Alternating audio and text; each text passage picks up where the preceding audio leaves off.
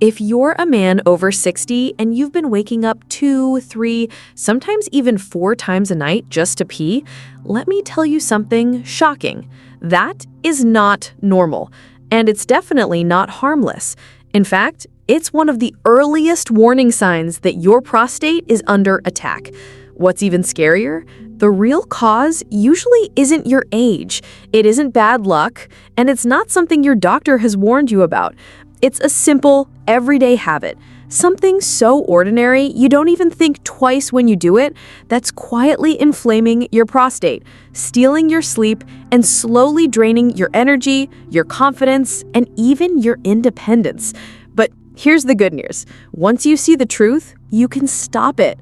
In this video, I'm going to reveal that hidden habit, show you exactly why it's so dangerous, and most importantly, give you a natural, science-based solution you can start tonight, including a 15-second bedtime ritual my patients use to finally sleep through the night and feel like themselves again. So if you're tired of endless bathroom trips, weak flow, and restless nights, stay with me until the end because what you're about to learn could completely change the way you live the next 10, 20, even 30 years of your life. If you're a man over 60 and you've been told it's normal to wake up 3 or 4 times a night just to pee, I'm here to tell you that is a lie. It is not normal. It is not harmless. And the real reason it's happening might shock you. Because there's one simple habit, something you do every single day without even thinking, that is quietly inflaming your prostate, disrupting your sleep, and slowly eroding your quality of life. And yet, no one is warning you. Not your friends, not your family, and sadly, not even your doctor. I'm Dr. Sophia Jain, a physician and men's health specialist with over 20 years of experience treating prostate problems, erectile dysfunction, low testosterone, and everything that affects a man's vitality. I've helped thousands of men in their 60s, 70s, even 80s reclaim their strength, confidence, and independence. And today, I'm going to help you see. Most men think their prostate gets bigger just because they're getting older, but that's only half the truth. What if I told you that your age isn't the main problem? That this one overlooked daily behavior is triggering a silent inflammation that causes urgency, dribbling, and all those frustrating late-night bathroom trips. Stay with me, because in the next few minutes, I'll reveal what that habit is, why it's so dangerous, and how to stop it naturally, without medication or surgery. I'll also show you a 15-second bedtime ritual my patients use to sleep through the night and finally feel like themselves again. Before we begin, if you haven't subscribed yet, I encourage you to hit that button and turn on the bell so you never miss another prostate health tip made specifically for men over 60. And if this message speaks to you, type 1 in the comments. If not, type 0 so I know how to better serve you. Let's begin with the first hidden habit, one that most men think is helping their prostate, when in reality, it's making things worse. If you've ever cut back on drinking water at night to avoid waking up, you need to hear the truth behind this dangerous misunderstanding. Habit number 10, cutting back on water to avoid nighttime urination. I can't tell you how many times I've had men in their 60s, 70s, even early 80s sit in my office and proudly tell me they've started drinking less water in the evening so they won't have to get up and use the bathroom at night. And every time, I gently shake my head and say, I know you mean well, but that habit may actually be making your symptoms worse. It sounds logical, right? Less water means less urine, fewer trips to the bathroom. But here's the part no one tells you. When you cut back on water too much, especially later in the day, your urine becomes more concentrated. It turns darker, more acidic, and more irritating to your bladder. That irritation creates pressure. That pressure pushes against your already sensitive prostate. And the result, you may actually feel the need to urinate more frequently, not less. When the bladder is constantly exposed to concentrated urine, it becomes agitated and overactive. It sends premature signals to empty even when it's only half full. And that's exactly why so many men wake up at 1 a.m., then 3 a.m., then 5 a.m., running to the bathroom with urgency only to pass a small trickle. It's frustrating, it's exhausting, and it slowly chips away at your confidence and quality of life. I've had patients nearly in tears telling me they just want one full night of sleep again. I understand. I truly do. But the answer isn't to deprive your body of water. In fact, dehydration is one of the most overlooked triggers of prostate inflammation. Without enough water, your body can't flush out toxins, your tissues swell, and healing slows to a crawl. So what should you do? It's simple, really. Hydrate consistently throughout the day. Don't wait until you're thirsty. That means you're already behind. Instead, sip small amounts regularly from morning until early evening. Aim for light, clear urine. That's your body's way of saying, we're in balance. And if you're worried about drinking too close to bedtime, just taper off water about 90 minutes before sleep. But don't stop altogether. Water isn't the enemy, it's your ally. It's the most natural, accessible tool you have to calm the bladder, reduce prostate pressure, and sleep through the night peacefully. Now, you might be wondering if cutting back on water makes things worse. What about sitting for long periods of time? Could that quiet afternoon on the recliner actually be fueling your prostate problems too? Let's take a closer look. Habit number 9, sitting for long periods without movement. I remember one of my patients, a retired school principal named Frank. He told me he spent most of his day sitting, watching TV, reading the newspaper, or working on puzzles at the kitchen table. "Doc," he said with a chuckle, "I earned this rest." And he had. But what Frank didn't realize, what most men don't realize, is that too much sitting, especially as we age, quietly works against our prostate health. Here's what happens. When you sit for long periods, especially without standing or stretching, you place constant low-level pressure on your pelvic region. That pressure reduces blood flow to the prostate. And when blood flow slows, inflammation builds. The body can't deliver nutrients as efficiently. It can't carry waste away. The tissues around your prostate start to swell, and you may begin to notice more urgency, a weaker stream, or even discomfort when you sit. It doesn't happen overnight. And that's what makes it so dangerous. It creeps in slowly.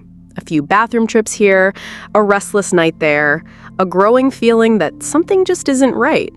I've seen it so many times. Men who feel trapped in their chairs and then become trapped in a cycle of worsening symptoms. The truth is, our bodies were designed to move. Movement isn't just about fitness or losing weight. It's about circulation. It's about energy. And for men over 60, it's one of the most powerful ways to protect the prostate. The good news is, you don't need a gym membership or fancy routine. One simple rule can make all the difference. Every 30 minutes, stand up. That's it. Just stand, stretch your arms, take a few steps, look out the window, set a gentle reminder if you need to. These micro movements release pressure, restore blood flow, and signal to your body that it's still active, still vital, still alive. Frank took that advice to heart. He set a timer and started moving every half hour. Within 2 weeks, he was sleeping better. Within a month, he said he felt lighter, more energized, and more in control. So if you're spending long hours sitting, whether it's watching sports, reading, or even just relaxing, remember, a still body invites silent problems. A moving body invites healing. And speaking of hidden troublemakers, there's another one that often sneaks into your routine, your morning coffee. Could that innocent cup be irritating your prostate more than you think? Let's dive in. Habit number 8, overconsumption of caffeine. I'll be honest with you, this one hits close to home. I love the smell of fresh coffee in the morning. That first warm sip can feel like a small gift. And for many of the men I see, especially those who are retired and finally enjoying slow, quiet mornings, that daily cup of coffee becomes almost sacred. But here's what I've learned. After decades of treating prostate issues, too much caffeine, even from something as familiar and comforting as coffee or tea, can quietly wreak havoc on your bladder and your prostate. Caffeine is a stimulant. It doesn't just wake up your brain, it wakes up your entire urinary system. It increases urine production and stimulates the bladder muscles, often leading to more frequent urges to go. For a healthy young man, this might be a minor inconvenience. But for someone over 60 whose prostate may already be slightly enlarged, that extra stimulation can push things over the edge. You may find yourself rushing to the bathroom more often, especially in the late morning or afternoon. Or maybe you feel like you're never quite emptying fully. That lingering pressure, the urgency, the occasional dribble, it may all be tied to how much caffeine you're consuming. One of my patients, Gary, had been drinking coffee in the morning, iced tea in the afternoon, and sometimes a cola in the evening. He never thought twice about it.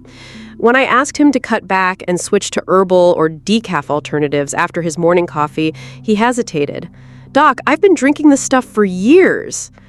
I nodded and said, that may be exactly why it's time to change. Within 10 days, he noticed he wasn't waking up as much at night. His stream felt stronger.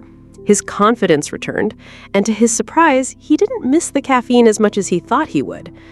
Now, I'm not saying you have to give it up entirely. I wouldn't ask you to. But moderation matters. That single cup in the morning, enjoy it, but consider stopping there.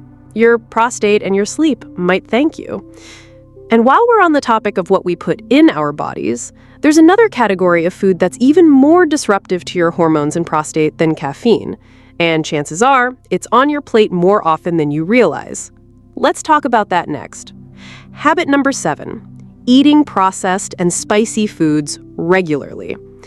I had a patient named Bill, 68 years old, who came to me frustrated.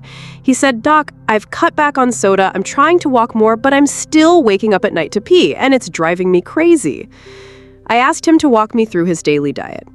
He paused, then laughed. "Well, breakfast is usually bacon and eggs, lunch might be a sandwich with deli meat, and I can't give up my spicy chili at dinner." That's when the real conversation began. You see, what many men don't realize is that food isn't just fuel, it's also information. Everything you eat sends a message to your body, and highly processed foods like bacon, sausages, frozen meals, and even packaged snacks are sending the wrong message to your prostate. These foods are loaded with chemicals, unhealthy fats, and artificial preservatives that increase inflammation throughout the body. When your prostate is already sensitive, these inflammatory signals make things worse. But it's not just processed foods. Spicy foods, especially hot peppers, chili powders, and sauces, can directly irritate the bladder and pelvic nerves. And when those nerves are overstimulated, it can feel like your bladder's full, even when it's not. You may find yourself going more often with less control and more discomfort. The real issue, though, is what these foods do to your hormones. Many processed meals contain trans fats and added sugars that raise estrogen and lower testosterone levels. That hormonal imbalance is a proven driver of prostate growth. So while the connection might not be obvious, your plate could be making your symptoms worse day after day. When Bill swapped his usual meals for more whole foods like grilled chicken, leafy greens, avocado, berries, and a handful of walnuts, he didn't just feel better physically. He told me, "I feel more like myself, clearer, stronger, more in control." That's the power of eating to heal instead of eating out of habit. You don't need to be perfect, but you do need to be mindful. Start with one change. Cook more at home. Add one anti-inflammatory food per day. Over time, your body will respond, your prostate will calm, and you'll sleep more soundly. But even with the perfect diet, there's one daily behavior that men ignore all the time. Something they think is harmless, but it's like a slow-motion earthquake for the prostate. Let's uncover that next. Habit number 5, smoking, or even being around smoke. I'll never forget a man named Walter. He came into my office a few years ago. He was 72, proud, strong-willed, and had worked construction most of his life. He looked me in the eye and said, "Doc, I quit smoking 10 years ago, but my prostate's still giving me hell." When I asked if he was ever around other smokers, he paused and nodded. "Every Friday night poker game. My buddies light up like it's 1975. What Walter didn't realize is that the prostate is incredibly sensitive to environmental toxins. And cigarette smoke, whether you're inhaling it yourself or just breathing it in secondhand, is one of the most damaging exposures you can face. Each cigarette releases thousands of chemicals, many of which restrict blood flow, decrease oxygen levels, and trigger chronic inflammation throughout the body. That includes your prostate. Over time, these chemicals interfere with the gland's ability to heal and regenerate. Blood vessels that feed the prostate begin to narrow. Tissues become stiff.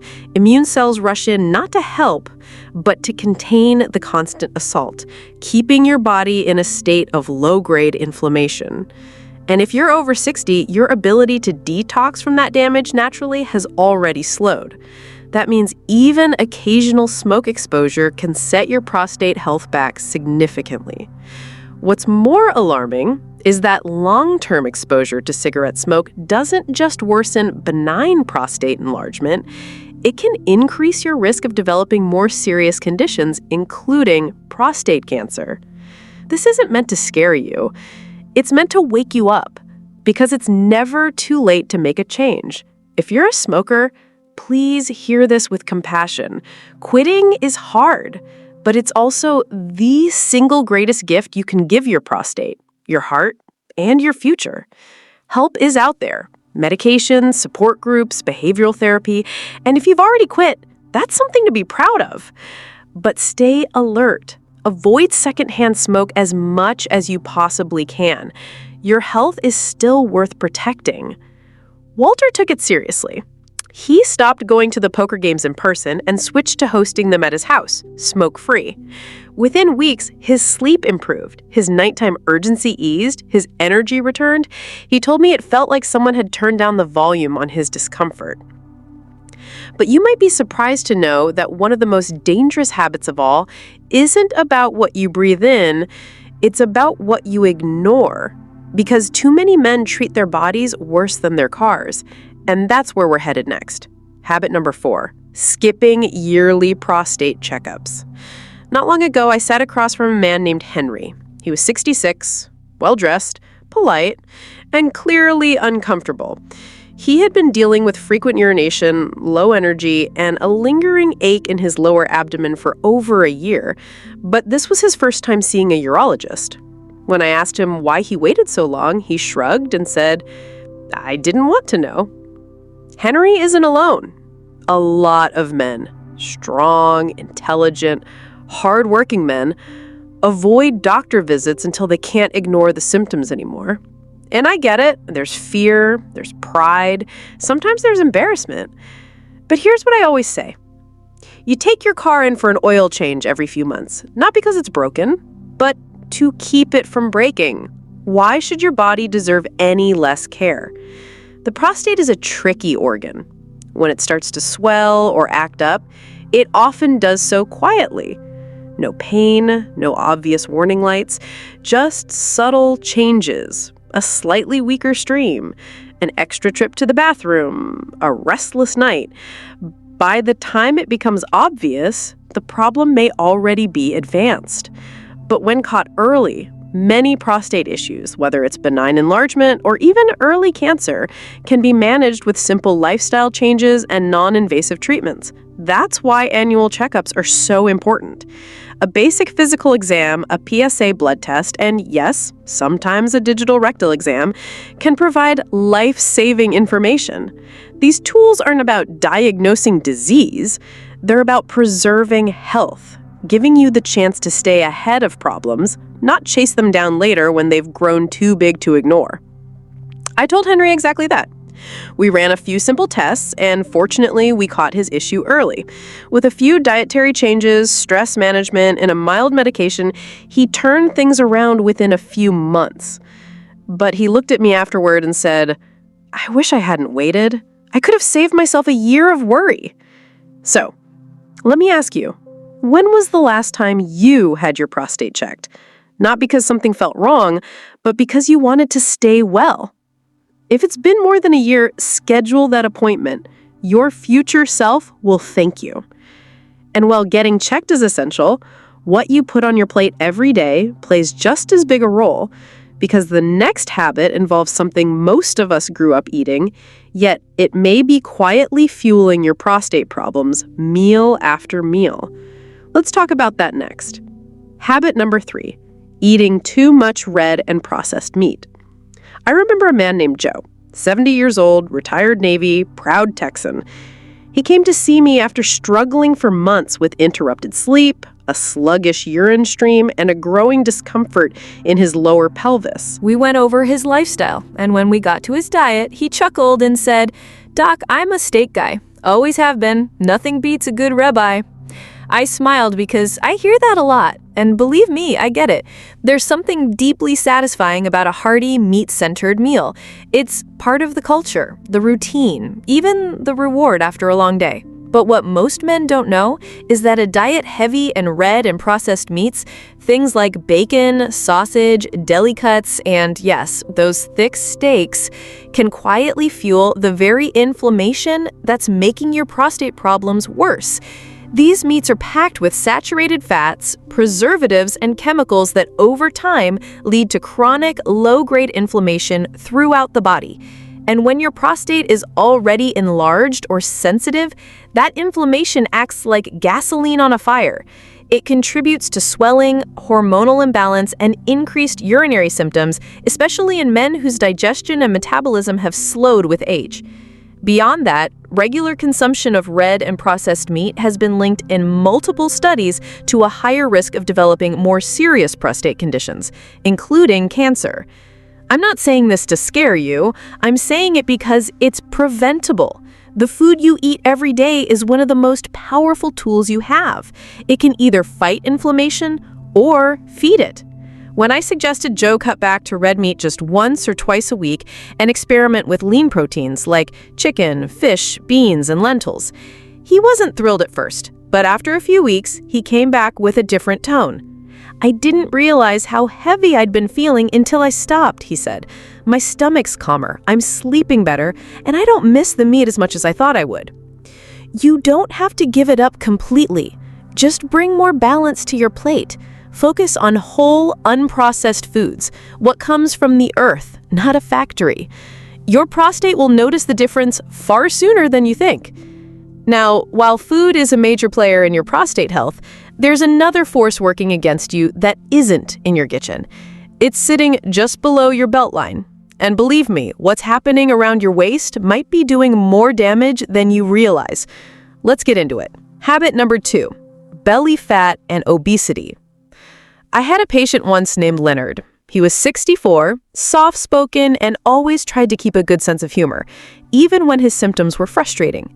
He sat down in my office and said, "Doc, I know I've put on a weight around the middle, but how much harm can a belly really do?" I looked him in the eye and gently replied, "More than you think, Leonard, especially to your prostate. Excess belly fat isn't just extra weight.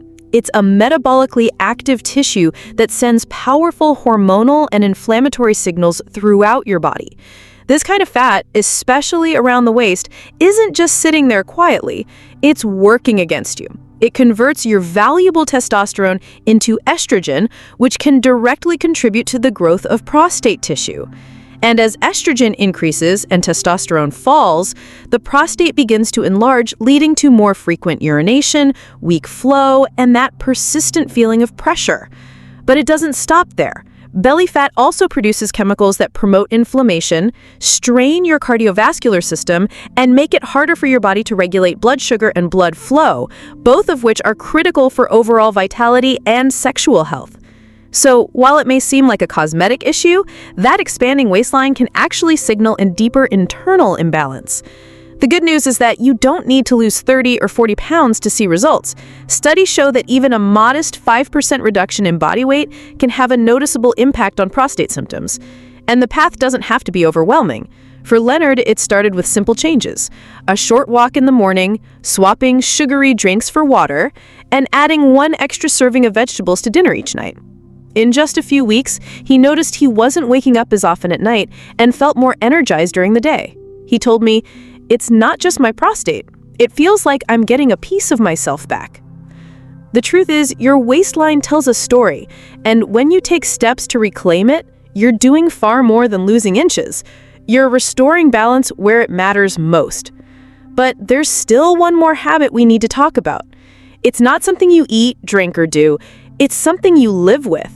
And for many men, it's the hidden force driving all the others. It's the silent saboteur of your health, and it's time we name it. Let's talk about it next. Habit number 1, chronic, uncontrolled stress. Of all the things we've talked about, your diet, your habits, your daily routines, this is the one most men overlook. And yet it may be the most powerful force affecting your prostate health. I've had patients sit across from me, well-dressed, polite, calm on the outside, but carrying the weight of decades on the inside. One man in particular, Richard, told me, "Doc, I'm not the kind of guy who talks about stress. I just keep moving." And I nodded because I know that story too well. Men, especially those over 60, were raised to keep it all together, to be the rock, to tough it out. But what we now understand medically and emotionally is that chronic stress doesn't just live in your mind. It lives in your body and your prostate. It feels it. When you're under constant stress, your body produces elevated levels of cortisol, the stress hormone. Cortisol fuels inflammation, tightens the pelvic floor muscles, disrupts hormone production, and interferes with sleep. Over time, it lowers your testosterone and increases your sensitivity to pain and pressure in the pelvic region. This creates the perfect storm for prostate problems to develop and linger. You may find yourself clenching your abdomen without realizing it, or tossing and turning at night, unable to relax. Maybe your patience is shorter, your energy lower, your motivation thinner. All signs that stress is quietly wearing you down from the inside. Richard eventually opened up about the pressure he felt worrying about his family, his finances, his purpose now that he'd retired. And that's when we began to rebuild, not with medication, but with intention.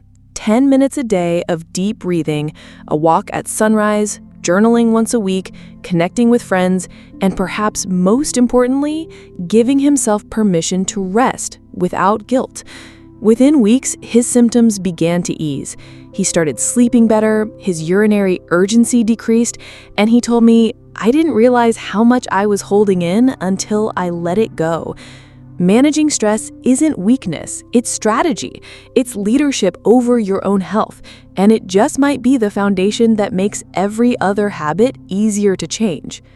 So, now we've uncovered all 10 habits, some obvious, some hidden, that silently fuel prostate enlargement and discomfort. But don't let this overwhelm you, because in the closing moments of this video, I want to share something that ties it all together. A simple nightly ritual that takes just 15 seconds, yet has changed everything for so many of my patients. Let's wrap this up together. Conclusion: you are not broken. You're just uninformed. Over the years, I've sat across from hundreds of men just like you, frustrated, exhausted, and silently worried about what's happening to their bodies. Some feel embarrassed, some feel angry, most feel alone. And after hearing their stories, I can tell you this with complete certainty. You are not broken. You're not weak. You're simply operating without the full picture. And now that you have it, everything can change. We've walked through the 10 most common habits that slowly inflame the prostate: cutting back on water, sitting too long, too much caffeine, processed foods, ignoring nature's call, exposure to smoke, skipping checkups, red meat overload, belly fat, and chronic stress. Each of these might seem small in isolation, but when stacked together day after day, they quietly create the perfect environment for your prostate to swell, your sleep to suffer, and your sense of control to slip away. But here's the part I want you to hear louder than anything else I've said. You have the power to reverse course. And it doesn't take radical change. It takes awareness. It takes small, intentional steps taken consistently. It takes listening to your body instead of overriding it. And it takes treating yourself with the same care and urgency you'd offer to someone you love. You see, most men wait until they hit a wall, until they're waking up 5 times a night, until intimacy starts to fade, until the medications start to stack up. But what if you didn't wait? What if, starting tonight, you gave your body the tools it's been quietly begging for? One of the most effective tools I've ever given my patients is what I call the 15-second bedtime ritual. It's simple, safe, and backed by the same principles we've talked about today: reducing pressure, calming the nervous system, and supporting the bladder and prostate while you sleep. Men who do this nightly have told me they wake up less, sleep deeper, and finally feel in control again. And the best part, anyone can do it starting tonight. So, here's what I encourage you to do. Go back through the habits we discussed, choose one that feels doable, and start there. Don't chase perfection, chase progress. You're not too old, and it's not too late. Your prostate is listening, and now you have a voice that knows what to say. You've made it this far. That tells me you're ready. Let's move forward together. If this video helped you, even in a small way, please take a moment to like it. It lets me know this content is making a difference. Share it with a friend, a brother, or someone you care about who might be silently struggling. And I'd love to hear from you. Drop a comment below and let me know which habit hit home for you. Your voice matters. If you'd like to support the channel and help us reach more men over 60 with life-changing health advice, consider making a small donation. Every bit helps us create more content just for you. Thank you for being here.